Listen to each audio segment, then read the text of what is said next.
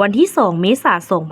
2025แผนกโยธาธิการและขนส่งนครหลวงเวียงจันทน์ได้ออกแจ้งการเลขที่ 3259/ยทขนว เรื่อง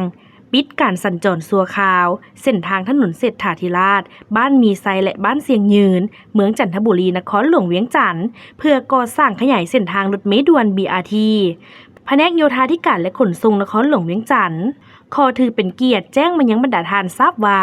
จะได้มีการปิดการสัญจรชั่วคราวอยู่เส้นทางถนนเศรษฐาธิราชบ้านมีไซและบ้านเสียงยืนเมืองจันทบุรีนครหลวงเวียงจันทน์เริ่มแต่หน้าวัดอินแปงหานครบาลระยะทาง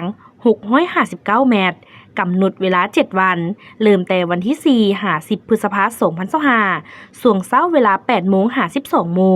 ส่วงบ่ายเวลา 13:30-57 น.เนื่องจากว่าปัจจุบันโครงการขนส่งแบบยืนยงในตัวเมืองนครหลวงเวียงจันทน์แม่นกำลังสุ่มใส่เร่งการก่อสร้างเส้นทางและสถานีขึ้นลงรถเมล์ด่วน BRT ให้สำเร็จตามแผนของโครงการและเพื่อเป็นการรักษาความปลอดภัยในการก่อสร้างและการสัญจรไปมาของผู้ใช้รถใช้ถนนในเขตดังกล่าวในช่วงวันและเวลาที่ได้กล่าวมาข้างถึงนั้นถ้าท่านใดมีจุดประสงค์เดินทางผ่านหรือมีแผนดำเนินธุรกิจกิจกรรมต่างๆในเขตดังกล่าวแม้นให้เข้าออกให้ถูกต้องตามวงเวลาที่อนุญาตและขอแนะนำให้เว้นไปนำใช้เส้นทางแคมป์คลองถนนเจ้าอนุวงศ์ถนนเจ้าฟ้างุมและเส้นทางสีโฮมถนนสามเส้นไทยแทนสำหรับผู้ที่พักอาศัยธุรกิจห้างขายเครื่องและบ้านพักโรงแรมต่างๆอยู่เลียบตามถนนเศรษฐาธิราชแม้นให้ไปนำใช้เส้นทางโฮมคือ 1. ใช้ถนนเจ้าฟ้างุมเข้ามาหาโฮมข้างวัดอินแปงถนนอนุใต้ 2. ใช้ถนนเจ้าฟ้างุมเข้ามาหาโฮมข้างวัดองค์ตื้อโรงแรมสุภัตตาซ้ายมือสามารถเข้าวัดไหโศกได้ 3. ใช้ถนนเจ้าฟ้างุมเข้ามาโฮมธนาคารพัฒนาลาวถนนฝรั่งสัวยินซ้ายมือสามารถเข้าได้ทางบ้านไหโศกโรงแรมลาวแอด 4.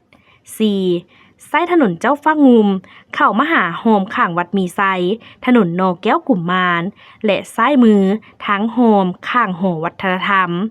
5. ใช้ถนนเจ้าฟ้างุมเข้ามาหาโฮมเบื้องเทิงโรงแรมนิวตันถนนมันทาธุราชและซ้ายมือโฮมสำนักพิมพ์และจำหน่ายปื้มแพงลัด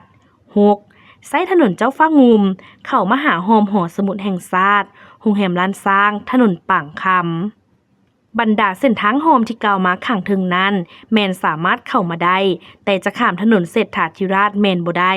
ฉะนั้นจึงขอความร่วมมือนำประชาชนผู้นำใช้รถใช้ถนนจงมีความระมัดระวังในการขับขี่ในเขตก่อสร้างดังกล่าว